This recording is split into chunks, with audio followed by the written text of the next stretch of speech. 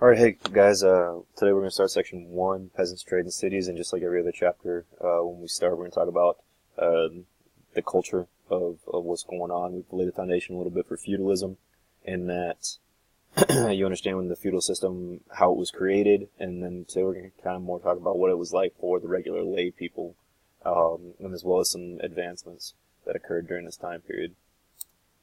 So, our key questions: what changes during the High Middle Ages enabled peasants to grow more food? What were the major features of the manorial system? Root word of manorial being manor. We'll talk about what a manor is.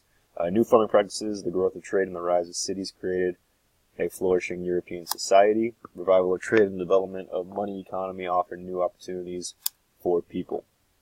So, manor, serf, money, commercial capitalism, and a guild and a masterpiece.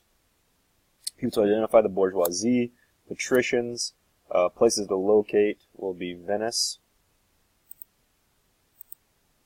Sorry, stand by just 1 second.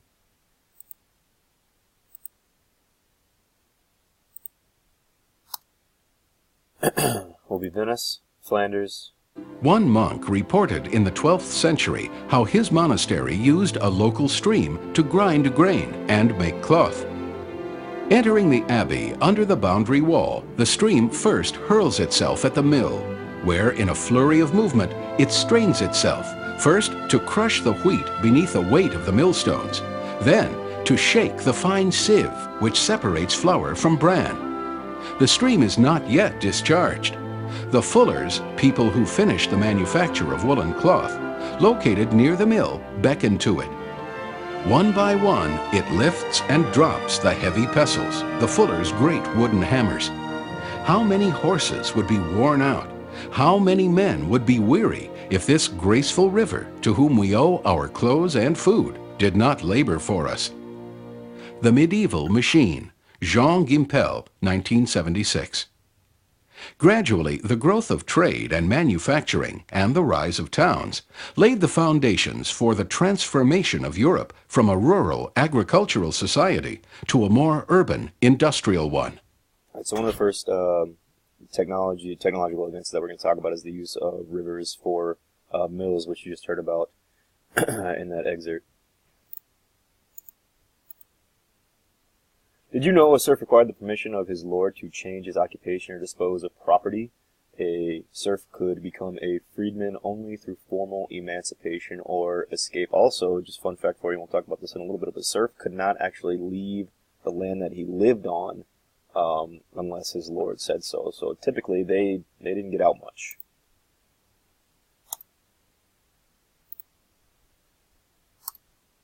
Here we are. So, the new agriculture, number of people almost doubled in Europe between 1000 and 1300, and that was due to a couple of reasons. One of the main reasons is that we had a dramatic increase in the production of food, and one of the main reasons for that was there was a climate change, and so the climate got better for growing, for producing agriculture. Food production increased also because of the efforts taken to clear cut a lot of land, drain swamps, thus creating more arable land, and then obviously more food comes out of that. Possibly, though, one of the major reasons that the agricultural advances occurred, or that there was more food, was due to technological changes.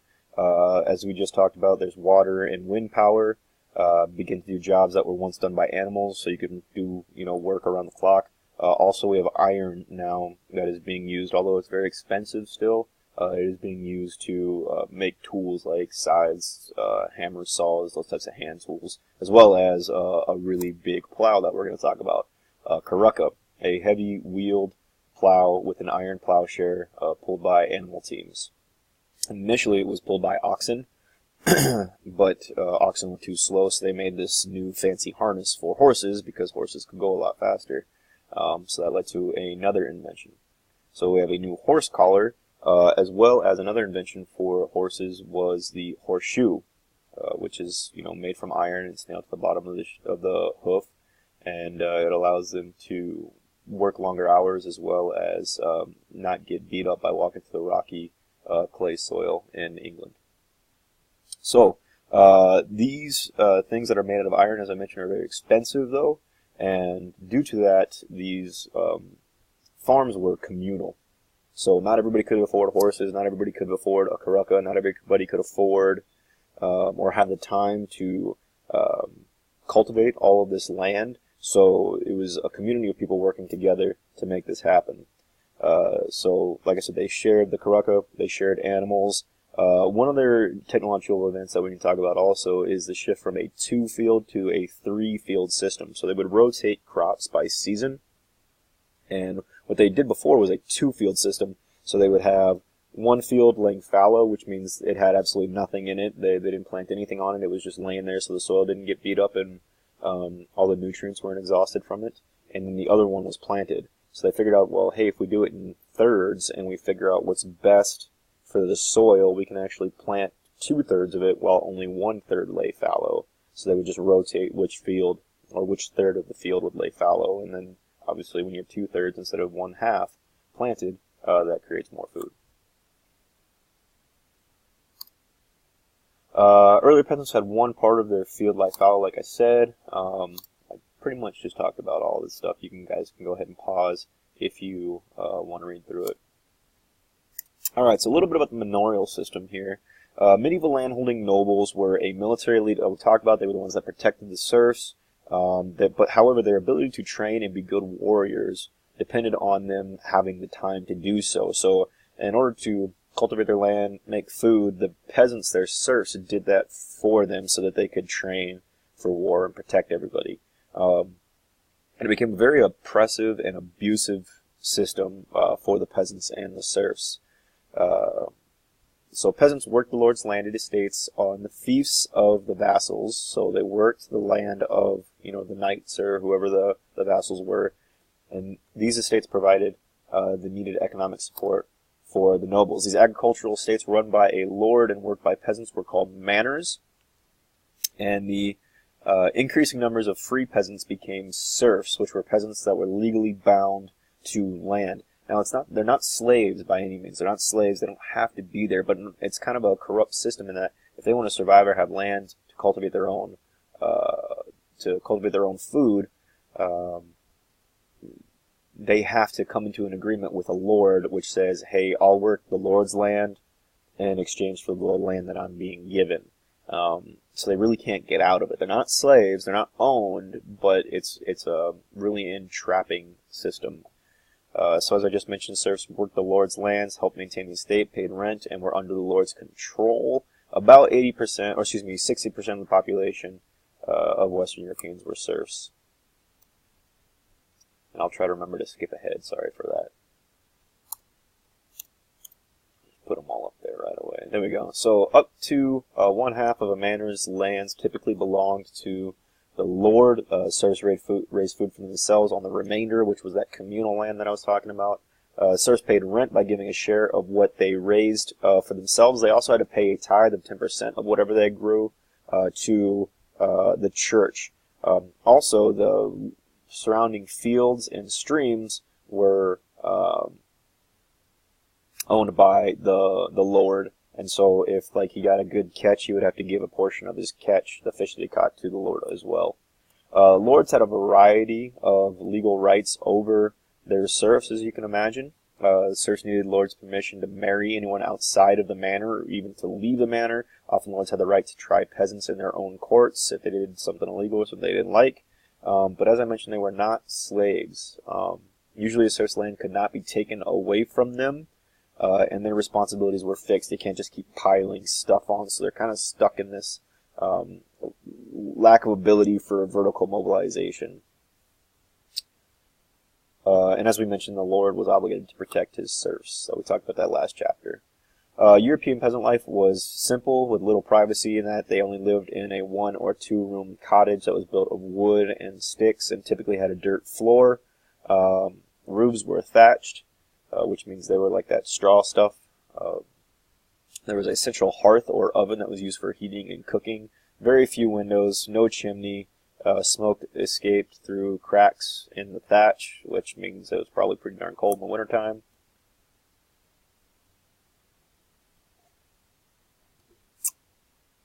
The seasons largely determined peasant life and work. So, depending on the season, I'm not going to read all of this to you. They had work. If it's harvest time, obviously it's really busy. If it's time to slaughter animals, it's busy. February and March, we got to plow the fields, get them ready for planting. Summer, a little bit lighter because stuff's growing. So, a peasant's life wasn't all labor, especially because they're mainly Catholic, so they do have normal Christian holidays in Christmas, Easter, and Pentecost, and then they also had these other feast days that were dedicated to certain things. More than 50 days a year were essentially holidays, so not terribly bad. The village church was a crucial part of the manorial system, as we talked about. Most people are uneducated at this time, and so their hope, their education comes entirely from the church. Priests taught the basic Christian ideas to enable peasants to achieve salvation, because that's the goal. If life sucks down here, the only thing we have to look forward to is getting to heaven, that type of thing. Most priests were peasants who could not read, so just how well the Christian message was communicated to the serfs is not known. Probably saw God as a force to be appeased, kind of like the way the Romans wanted to make gods happy to help with the harvest rather than someone that had already died for their salvation. As far as women are concerned, women had a difficult but important role in manorial life. They did a lot of housework, kept the children, worked in the fields. The way that they managed the household determined if the family could survive during hard times and that rationing food and those types of things.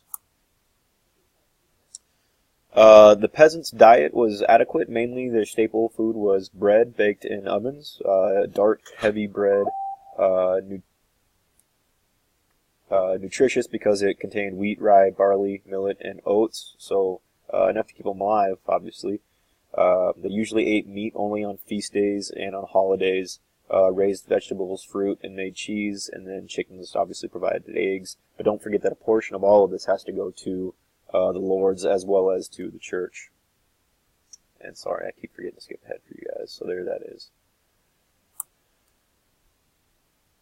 Also used grains not only for making bread, but for making beer. It was the most common drink of the poor in Northern Europe, whereas they didn't really know about sanitation yet and the concept of boiling water. So beer didn't make you sick unless you drank too much. So that's why it was the drink of choice. Enormous quantities were consumed. At the very least, 3 gallons were drank a day. So that's a lot of beer. In the 11th and 12th centuries, a revival of trade also occurred, associated with the growth of towns and cities. And this is where we kind of see a separation from the, we've talked about this a little bit. The golden rule typically is do unto others as you would have done unto you. But as Aladdin says, the golden rule is the man with the gold makes the rules. So as these merchants start to get rich, they get wealthy and they want to say. And so the lords are going to have to alter the way that they typically do business in order to keep some of their power.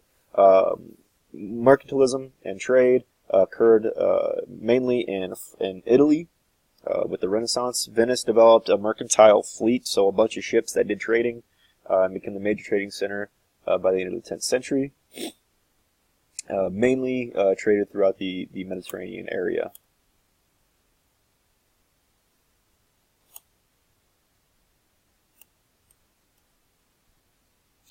The towns of Flanders, which you saw on your map, the area belonged to the coast of present-day Belgium and northern France, traded in northern Europe, so those ships would come from Italy, around Spain and up to Flanders.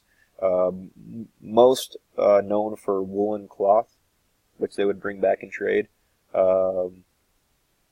To encourage exchange between Flanders and Italy, the Counts of Champagne in northern France held 6 trade fairs a year, which is kind of cool that in this territory where there's not email, they were able to figure that out and coordinate that.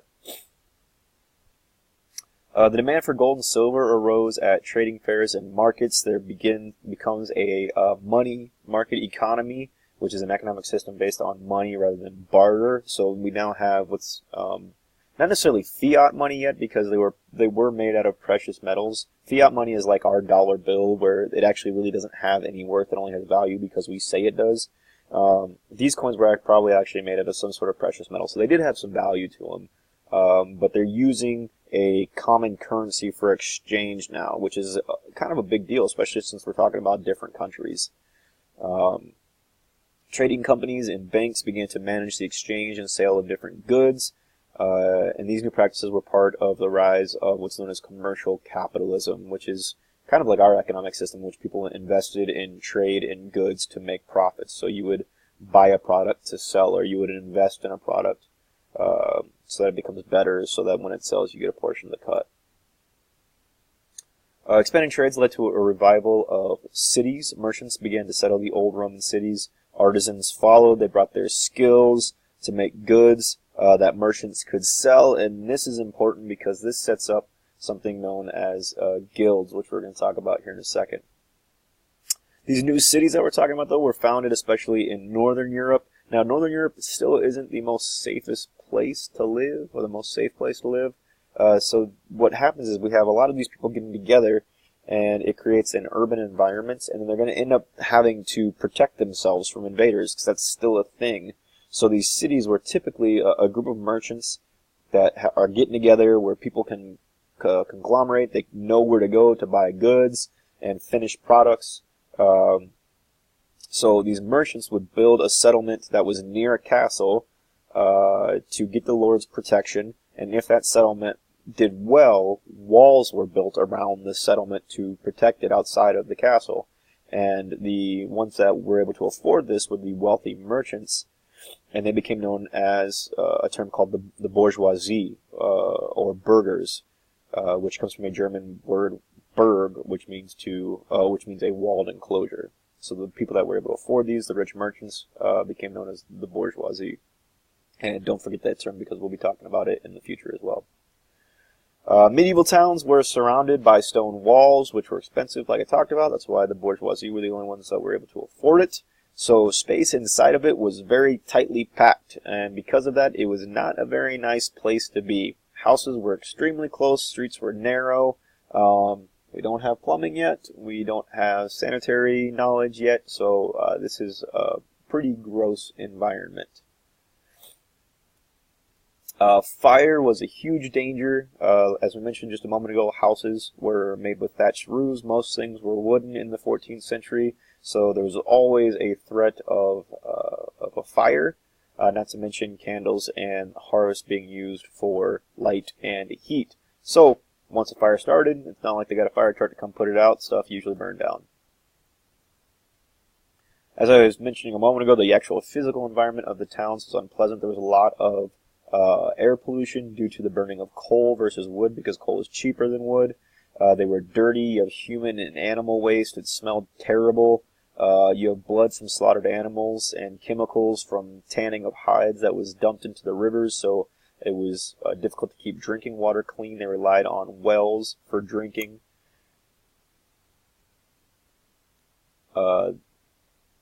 Medieval cities had private and public baths, which is also kind of gross.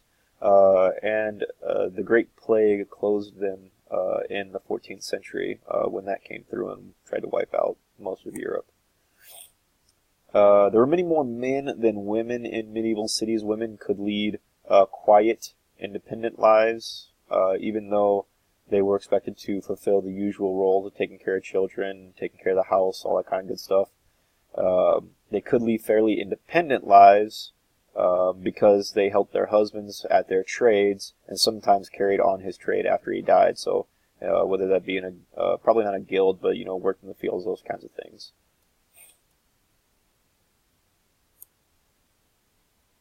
Medieval cities became important manufacturing centers for such goods as cloth, metalwork, shoes, and leather goods, which is why we have the invention of those mills that we talked about.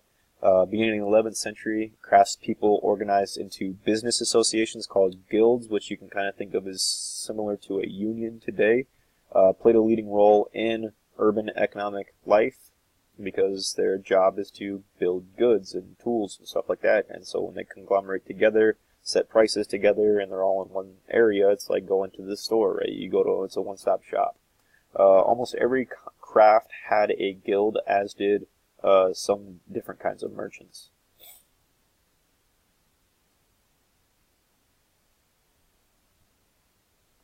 So the main idea of a guild is to control the process of production so that, one, standards are set so that the quality products are being produced, but also so that it's not, like, you just can't go start your own business and make it on your own, right? They controlled this so that they could kind of monopolize their market, so that they could keep their business growing. The guild had their own system. If you wanted to learn a trade, you had to first become an apprentice. Where's my mouse at? There we are. An apprentice to a master craftsperson at around the age of 10. So you would go live with this master craftsperson who's a master at his trade, be his apprentice, and then you would just learn this trade for the rest of your life. So apprentices got room and board, but they weren't paid. After learning for 5 or 7 years, they became journeymen. So they worked for wages for other masters. And to become a master, they had to create a masterpiece, a finished product that effectively was signed off by their master. And that's it for today. So you guys can copy those down, and I'll go ahead and get started on the other lecture. Send me an email if you have any questions.